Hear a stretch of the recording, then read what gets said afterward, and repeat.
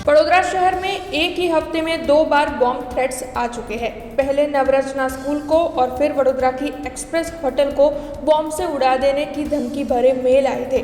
दोनों जगहों पर पाइपलाइन में ही बॉम्ब रखा गया था, ऐसी जानकारी बॉम्ब थ्रेट देने वाले की ओर से बताई गई थी। एक ही तरीके की पैटर्न दोनों धमकी भरे मेल में दिखाई दी थी, जिसके बाद से वडोदरा शहर पुलिस एक्शन में है और इस मामले में आगे जांच की जा रही है। इस मेल भेजने वाले तक पहुंचने के लिए सीआईडी के अलावा अन्य पुलिस एजेंसियों की मदद भी ली जा रही है। तब इस पूरे मामले को लेकर शहर पुलिस कमिश्नर नरसिम्हा कोमर की ओर से प्रतिक्रिया दी गई है।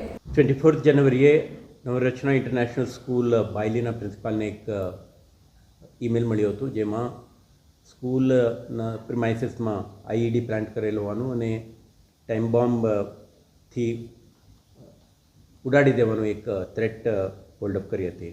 આ અંગે નવરચના સ્કૂલ સમાજ તરફથી પણ આપણે જાણકારી મળી, તો તરત જ મેનેજમેન્ટે નિર્ણય લઈને સ્કૂલને તે દિવસે બંધ રાખી હતી અને આના ઇન્ફોર્મેશન મળી હતી. શહેર પોલીસ રિસ્પોન્ડ કરીને લોકલ એસએચઓ, એસીપી, ડીસીપી સ્થળ ઉપર પહોંચી ગયા હતા અને સાથે સાથે એસઓજીના ટીમ અને bomb detection squad, equipment, tool kits અને સ્નીફર ડોગ સાથે સ્થળ ઉપર પહોંચીને આખા પ્રિમાઇસીસને આઇસોલેટ કરીને એન્ટાયર સ્કેનિંગ એક્સરસાઇઝ કરીને આ પ્રાઇમા ફેસી હોક્સ કોલ હોવાનું આપણે જાહેરાત કરીને સ્કૂલ પ્રિમાઇસીસને સેફ જાહેર કરી હતી. પરંતુ શહેર પોલીસ આ અંગે ડિટેલ્ડ ઇન્વેસ્ટિગેશન હાથ ધરી છે. તો સંલગ્ન વિભાગો જે આપણે સાયબર ક્રાઇમ ઇન્વેસ્ટિગેશનમાં મદદ કરનારી એજન્સીઓ સાથે સંકલન કરીને આખા ઇન્વેસ્ટિગેશન આગળ વધારવામાં આવી રહ્યું છે. ડિટેલ્ડ ઇન્વેસ્ટિગેશન પછી આપણે જાણ કરવામાં આવશે કે આપણા તથ્ય શું મળ્યું છે. પરંતુ આ પ્રકારના જે રીતે આપણે કીધું એ અગાઉમાં પણ એરપોર્ટને અને દેશના કેટલાક અન્ય વિસ્તારોમાં પણ મળી છે.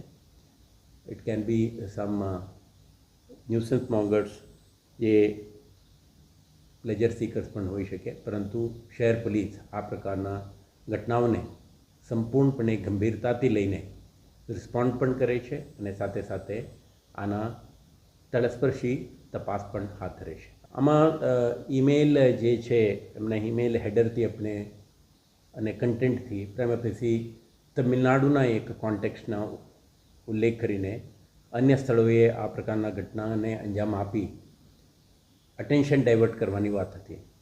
એટલે જે કંઈ ઈમેલ મોકલનાર છે આ રાજ્ય બહાર બેઠા છે અને કોઈ લોકલ કોન્ટેક્સ્ટના લીધે અન્ય વિસ્તારને ટાર્ગેટ કરે છે એવું આના કન્ટેન્ટમાં ઉલ્લેખ છે. પરંતુ થ્રેટ રિયલ ના હોવાના કારણે આપણે અત્યારે ડિટેલ્ડ ઇન્વેસ્ટિગેશન કરી રહ્યા છીએ.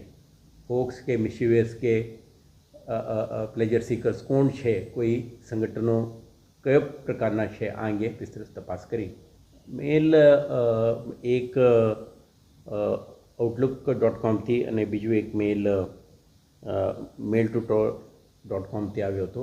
આના હેડર જે ઇન્ફોર્મેશન આપણે મળે છે આના આધારથી આપણે તપાસ આગળ વધારીએ છીએ. આ એક ડિટેલ્ડ એક્સરસાઇઝ છે. વખતો વખત આપણે આના આઉટકમ અંગે આપને ઇન્ફોર્મ કરીશું. આભાર.